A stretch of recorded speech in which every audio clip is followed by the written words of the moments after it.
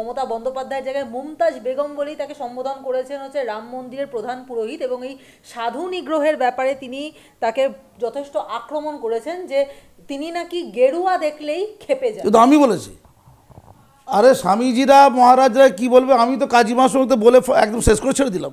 আপনাকে শুধু বলি, আমি স্বামীজিদের বলি, মহারাজদের বলি, দেখুন উনি ব্রাহ্মণ, আপনারা যদি ওনাদের ধর্মে না রাখেন আপনাদের ব্যাপার, আমরা কিন্তু মুসলমানদের নিতে দেবো না, আমরা মমতাজ বেগম হতে দেবো না। আপনি ওনাকে খ্রিস্টান ধর্ম অন্য ধর্মে পাঠান, আমরা নেবো না।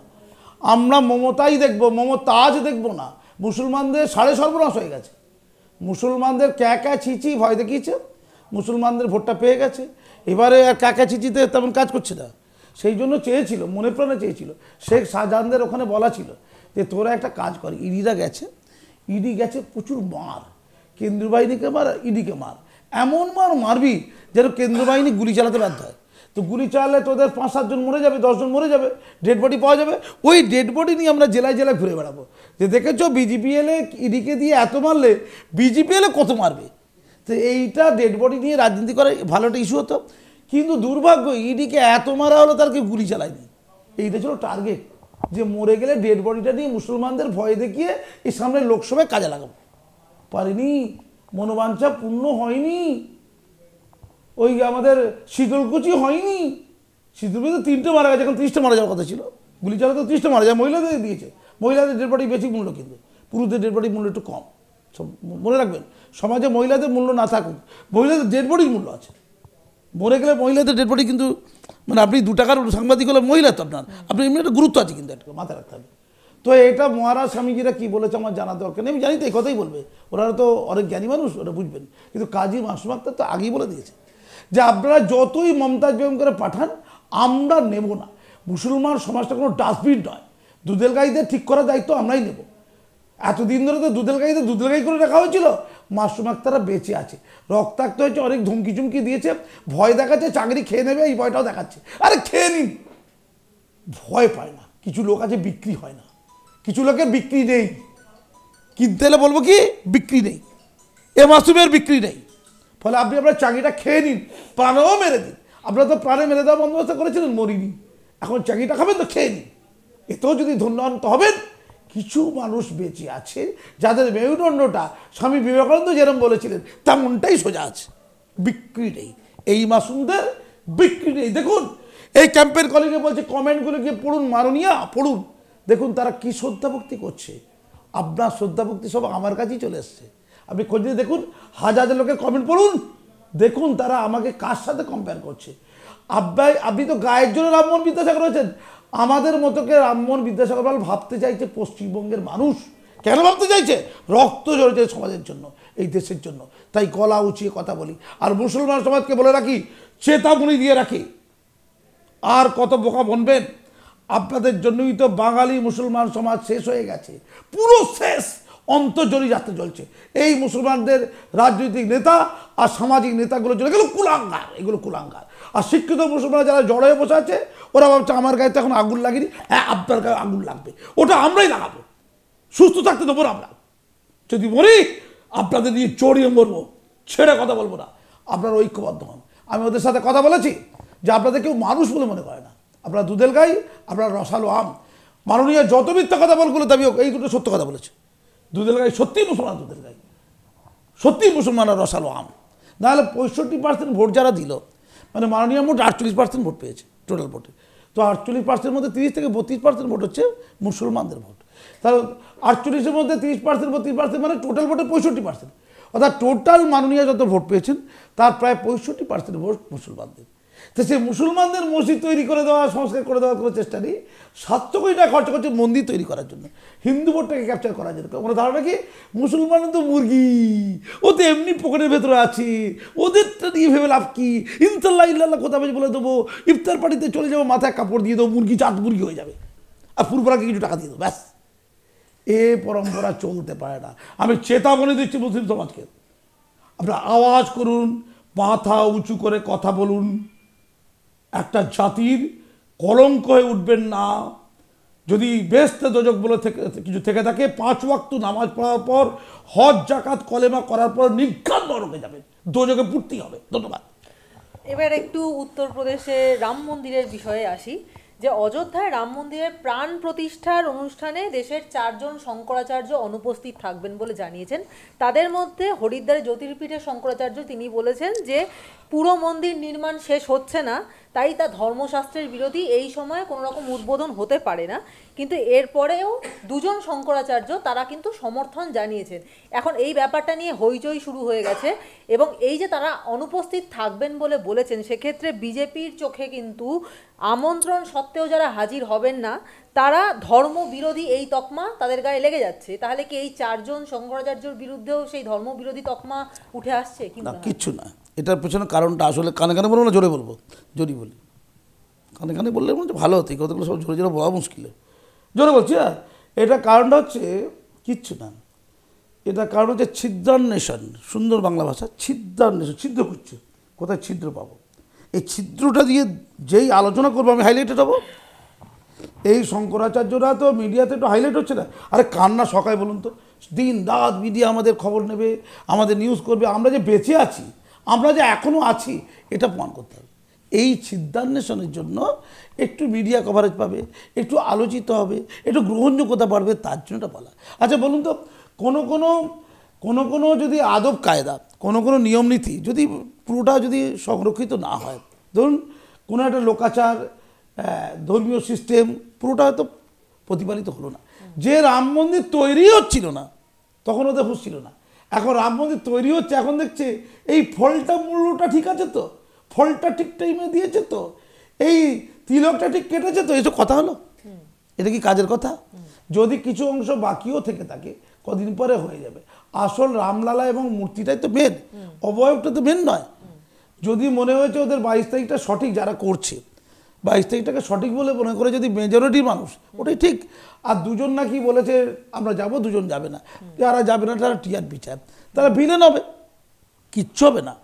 এই শঙ্করাচার্যরা বলছেন তারা তাদের জায়গায়, তাদের ওই যেমন পুরীর শঙ্করাচার্য আছে, সব আছে, তারা তাদের জায়গায় মাতব্বর। মানুষের মুক্তির জন্য, মানুষের শান্তির জন্য, অন্যায়ের প্রতিবাদ করার জন্য কবার লড়েছে বলুন তো? আমরা যে লড়াইটা করি, চেষ্টা করি অন্তত, তারা কবার অন্যায় পাপের বিরুদ্ধে চিৎকার করেছে। এখন রাম মন্দিরে কোথায় কি লোকাচারে একটুখানি প্রবলেম হয়েছে, এই ছিদ্রান্বেষণ করে কী প্রমাণ করতে চাইছে? এটা কোনো কাজের কথা না, এটা হচ্ছে কিছুটা দুধের চোনা ফেলে দেওয়া। এই চোনা ফেলার চেষ্টাটা আমাদের সমাজে থাকে। আমরা ভারতীয়, আমাদের রক্তের মধ্যে একটা দাসত্ব আছে, সেই দাসত্ব বোধ আছে, আর একটু হাইলাইটেড হওয়ার ইচ্ছা প্রচণ্ডভাবে গোটা ভারতবর্ষের মিডিয়াগুলো দেখাচ্ছে। যারা রাম মন্দিরের বিরুদ্ধে, তাদের একটা বড় অংশের লোক আছে না রাম মন্দিরের বিরুদ্ধে, তারা প্রচুর উৎফুল্লিত, অত্যন্ত আনন্দিত, তাদের কাছে যাবে। আর ফান টাকা পয়সা ওটা নাইবা বললাম, বুঝিনি। ধন্যবাদ। একটু বামের প্রসঙ্গে আসি, সেটা হচ্ছে যে এই তো সামনে লোকসভা ভোট, এবং এই জন্য সমস্ত পার্টি এখন নেমে গেছে যে নিজেদের প্রচার করতে, বা নিজেরা বিভিন্ন জায়গায় বক্তৃতা দিয়ে বেড়াচ্ছেন। এবং সেই রকমভাবেই বীরভূমে একটি ওপেন এয়ার যে বক্তৃতা হয় সেরকম ধরনের একটা জায়গাতে, বীরভূমে রামপুরহাটে, সেখানে বামফ্রন্টের মানে ছাত্র সংগঠনের এসএফআই এর দীপশিতা ধর তিনি বক্তৃতা দিচ্ছিলেন। এবং সেখানে তার বক্তৃতার মধ্যে যেমন কৃষক বা শ্রমিকদের বক্তব্য ছিল, তেমনি তার সঙ্গে তিনি তুলোধনা করেছেন বিজেপিকেও। এবং সেই প্রশ্নে স্বাভাবিকভাবেই রাম মন্দির এসেছে, এবং রাম মন্দির নিয়ে তিনি যখন বক্তৃতা দিচ্ছিলেন তখন একজন বাম সমর্থকই তেলে বেগুনে জ্বলে ওঠেন, এবং তিনি সরাসরি দীপশিতাকে চ্যালেঞ্জ করার, মানে প্রায় চেহারা নিয়ে চ্যালেঞ্জ করার মতো পরিস্থিতি নিয়ে প্রশ্ন করেন যে আপনি তো শুধু রাম মন্দিরের বিরোধিতা করছেন, হিন্দুত্বের বিরোধিতা করছেন, কই মুসলিমদের বিরুদ্ধে কিছু বলে দেখান তো। এবং এই পরিপ্রেক্ষিতে দীপশিতা বলেন যে যাদের অশান্তি করার ইচ্ছা তারা অশান্তি যে কোনোভাবেই করতে পারে। কি বলবেন এই বিষয়ে? চলেন একটা কথা বলি, এটা কানে কানে বলবো না জোরে বলবো? জোরে বলি। এই যে আইএসএফ বলে একটা দলকে ওরা নিয়েছে, কেন নিয়েছে জানেন? শুনে নিন। এই মোহাম্মদ সেলিম না মনে মনে ভেবেছে, কয়েকজন আলোচনা করে, এই শোন, এই যে ছেলেটি আছে আব্বাস সিদ্দিকী, নওশাদ সিদ্দিকীরা, এরা বেসিক্যালি মুরগি।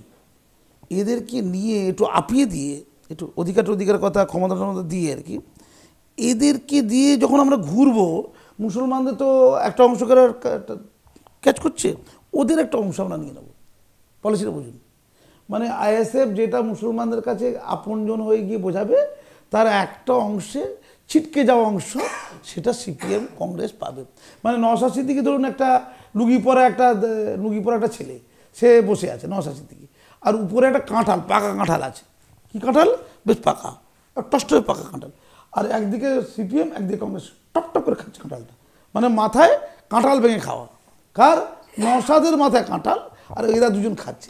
এই জন্য নওশাদকে নেওয়া হয়েছিল, এই জন্য আসিফকে নেওয়া হয়েছিল। কথা ক্লিয়ার? মুসলিম ভোটটাকে কোনোভাবে নেওয়া, মুসলিম ভোটটা না পেলে যে ওরা কিচ্ছু জীবনে পারবে না এটা সিপিএম জানে। এর আগে দীর্ঘদিন ধরে মুসলমানদের বোকা বানিয়ে মোটামুটি 34 বছর ধরে ওরা ভোটের অলিন্দে ছিল। মোজাফফর আহমেদের মতো লোকেরা না থাকলে, মুসলমানরা না চাইলে সিপিএমও পশ্চিমবঙ্গে ক্ষমতা আসতো না। ক্লিয়ার?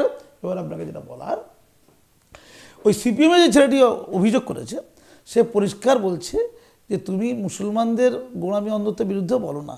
যারা যে ধর্মান্ধর আমার মাথায় লোহার রড মরেছিল, ইপসিতার মতো লোকদের সম্পর্কে আমার কিছু বলার কথা না। এটা লেভেলে পড়লো না, এটা ওটা কোনো লেভেলেবল লোকেরই বলতে হবে আমাকে, লেভেলে পড়ে না সব। যারা লোহার রডটা মেরেছিল বামেরা চুপ করেছিল, জানেন তো? বামেরা কী ছিল? চুপ করেছিল। আমাকে যখন যাদবপুরে ট্রান্সফার করা হলো, কোথায়? যাদবপুরে, আমার নিরাপত্তার সাথে মাননীয় করেছিলেন যে মুসলিম ওরিয়েন্টেড জায়গা আপনার জায়গা যাওয়া ঠিক হবে না। কারণ কমিশনার পুলিশের রিপোর্টে লেখা ছিল যে মেটিয়াপুরে যদি পুলিশ আমাকে স্কট করেও নিয়ে যায়, স্কট করে নিরাপত্তা দিয়ে, তাহলে যে কোনো সময় আমি মৃত্যুবরণ করতে পারি, ক্ষতিগ্রস্ত হতে পারি। এটা কমিশনার পুলিশের রিপোর্টে লেখা আছে। এত ফেরোসাস, এত ভয়ঙ্কর পরিস্থিতি তৈরি হয়েছিল। তাই মাননীয় আমাকে করলেন যে আপনি একটা কাজ করুন, ওখান থেকে সরে আসুন, ওখানে থাকবে। আমি থাকতে চেয়েছিলাম যে ওখানেই আমি যাবো, পুলিশ নিরাপত্তাতে নিয়ে চলবো, পারিনি। আমাকে বললো আপনাকে একটু হিন্দু প্রধান জায়গায় থাকতে হবে। অবশেষে যাদবপুরে আমাকে ট্রান্সফার করা হয়েছিল। তো যাদবপুরে যে স্কুলে আমাকে ট্রান্সফার করা সেটা উঠে যাচ্ছিল, উঠে যাওয়া স্কুল, সেই স্কুলটা কলকাতার অন্যতম সেরা স্কুলে পরিণত করেছিলাম 3 বছরে। এর কারণ আছে, এই কতগুলো বলার কারণ আছে। সেই সময় আমি যখন জয়েন করতে যাব, সেই সময় এই সিপিএমের একজন লোক, ওইখানকার জোনাল কমিটির নেতা আর কি, সেই স্কুলে এসেছিল, এসে বলেছিল এ মোল্লা মুসলমান, এ মাদ্রাসার সাথে রিলেটেড, এই সব লোককে এই স্কুলে ভর্তি করলে, মানে হেডমাস্টার করলে স্কুলও পবিত্র হয়ে যাবে।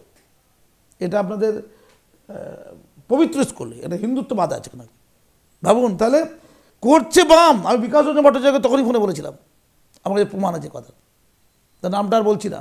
তিনি বাম করেন, করছে বাম, আসলে ঘোর সাম্প্রদায়িক, বিরাট সাম্প্রদায়িক। বিজেপি লাগবে না, করছে বাম, ঘোর সাম্প্রদায়িক।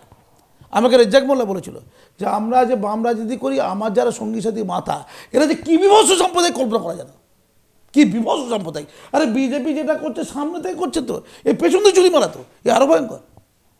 দেখুন না, এই মোল্লারা বোঝে না, এদের চাকরি বাকরি দেবো না, এদের ক্ষমতায়ন দেবো না, এদের রুজি রুটির বন্দোবস্ত করবো না, এদের রাস্তাঘাটটা খারাপ রাখবো। যেখানে মুসলমান এলাকা সেখানেই ইলেকট্রিসিটি নেই, যেখানেই মুসলমান এলাকা সেখানে পিচ রাস্তা বা ওই ইটের রাস্তা হতে তো মাটির রাস্তা হয়ে গেল। আপনি গোটা পশ্চিমবঙ্গের চিত্র ছিল এটা, গোটা পশ্চিমবঙ্গের চিত্র। এরা বোঝে না, এদেরকে ধর্ম দিয়ে দাও, একটু গরুর মাংসের দোকান টোকানগুলো করতে দিয়ে দাও, আজান সারা রাত ধরে দিক, সবিনা কত মানে কোরআন পাঠ সারা রাত, এসব করুক, এ করে থাকুক, হলো। আর আমাদের পার্টি কর্মী, পার্টি ক্যাডার বানিয়ে দাও। এই করে একটা জাতিকে প্রায় শেষ করে দেওয়া হয়েছে। ভেতরে ভেতরে সাম্প্রদায়িক বোধ, বলছে নাস্তিক, কিন্তু ভেতরে সাম্প্রদায়িকতা, এটা ভয়ঙ্কর জিনিস। আমি চোখের সামনে চোর চিটিংবাজ দেখতে পেয়েছি, আমি এই মুহূর্তে চোর দেখতে পাচ্ছি, এই মুহূর্তে আজকে এখনও বাম। একটা শিক্ষা প্রতিষ্ঠানের ভেতরে এবিটি এর একটা আলমারি রেখে দিয়েছে, রাখতে পারে? বলছে আমাদের এবিটি এর আলমারি। আচ্ছা, শিক্ষা প্রতিষ্ঠান, সরকারি প্রতিষ্ঠানের ভিতরে এবিটি এ তার আলমারি রাখতে পারে? উত্তর দিলে পারে। সে মস্তান, সে আবার চুরির সাথে অ্যাডজাস্টমেন্ট করে ফেলেছে। এদের চুরি আমার চুরি এক ড্র, কি বলবো আপনাকে? প্রমাণ আছে, প্রমাণ আছে। এই হলো বাম। তো এই বামেরা মুসলমানদের মৌলবাদের বিরুদ্ধে বলতে পারবে না। তাদের এইটা নিয়ে বলা যাবে, মন্দির নিয়ে বলা যাবে, কারণ এইটা তো বলতেই হবে না, নাহলে অস্তিত্ব থাকবে করে। আচ্ছা, উনি যদি এতই মন্দির নিয়ে, মন্দিরে কি পয়সা দিয়েছে বলে অভিযোগ, তো রাম মন্দিরে জনগণের পয়সা গেছে, রাম মন্দিরে সরকারি পয়সা যায়নি। আর মাননীয় যে পয়সা খরচা করছে মন্দির তৈরি করতে 700 কোটি টাকা, ওটা পর্যটনের নামে বলুক আর পুরসভার নামে বলুক, ওটা জনগণের ট্যাক্সের পয়সা।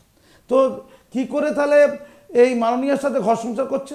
ইন্ডিয়া জোট করেছে I.N.D.I.A. এটা করেছে। আগে এই দীপসীতা না কি সীতা বলছে, সীতা না রাম সীতা, ওই রাম সীতা না কি দীপসীতা কি বললেন, ওকে আগে বলুন জোটটা ভাঙতে কি পদক্ষেপ নিচ্ছে। না খারাপ তো জোটে থাকবে নাকি খারাপ? না দিল্লিতে বাংলায় আলাদা, চালাকি, এটা ভণ্ডামি বলে। দিল্লিতে অন্যরকম দেখতে আমি, বাংলায় অন্যরকম দেখতে। দিল্লিতে আমি মহিলার রূপ ধারণ করবো, বাংলা আমি পুরুষের রূপ ধারণ করবো, এটা ভণ্ডামি। ফলে দিল্লিতে যে চুরি না কি চুরি, এই দুপুরে সোনারোদ করে চুরি করে নেয় না, ও হচ্ছে ইয়ে চুরি, কি চুরি করে যাই না, ওই ইয়ে চুরিতে একটু বলুক না যে দিল্লিতে এই প্রেমটা চলবে না, ইন্ডিয়াটা ভেঙে বেরিয়ে এসো। দিদি তো এমনি ভেঙে দিয়েছেন, দিদি এমনি ভেঙে দিয়ে দিন। ইন্ডিয়াকে ভেঙে ফেলার মূল দায়িত্ব কার? মাননীয়ার। কি বললাম? ইন্ডিয়াকে ভেঙে ফেলার মূল দায়িত্ব কে নিয়েছেন? 1 নম্বরের কোশ্চেন মাননীয়া নিয়েছেন। যেমন 1 নম্বরের কোশ্চেন আছে যে সিঙ্গুরে প্রথম সর্ষের বীজ কে বপন করেছিলেন? 1 নম্বরের কোশ্চেন, এই ক্লাস 8-এ পড়েছিল। এমন ক্লাস 7-এ পড়বে যে ইন্ডিয়াকে ভেঙে দেওয়ার মূল দায়িত্ব কে নেবেন? মাননীয়া নেবেন। 1 নম্বরের কোশ্চেন, 2 নম্বরের নয় কিন্তু 1 নম্বরের কোশ্চেন। তো এই দায়িত্ব মাননীয় নিচ্ছে, তো সিপিএম নিতে পারে, দীপশিতা নাকি ইপসিতা দিতে পারে তো। বলে হাস্য করে এদের কথা বলতে পারে, অসম্মান লাগে। আমি ধরে দিলাম নওশাদ সিদ্দিকীকে এত প্রেম কেন? নওশাদ সিদ্দিকী প্রেম কেটে যাবে যদি ভোটটা না পায়। যদি নওশাদ সিদ্দিকী মুসলমান লোক সাপ্লাই দিতে না পারে, ওই সাপ্লাই লাইন বলে না, সাপ্লাই লাইন কচ করে কেটে দেবে, কেটে নওশাদ বাদ বলে দেবে, নওশাদ বাদ। ওকে মুরগি বানানোর জন্য নেওয়া হয়েছে। কি বানানোর জন্য? চট মুরগি বানানোর জন্য। কথা ক্লিয়ার? মাথায় কাঁঠাল লেগে, পাকা কাঁঠালে খপ করে খাওয়াটা যদি ঠিকঠাক না হয় নওশাদ বাদ। ও লুকিটাও ছেড়ে দেবে, লুকি চলবে না, যা লুকিটা আছে, যা। Thank you. ওকে।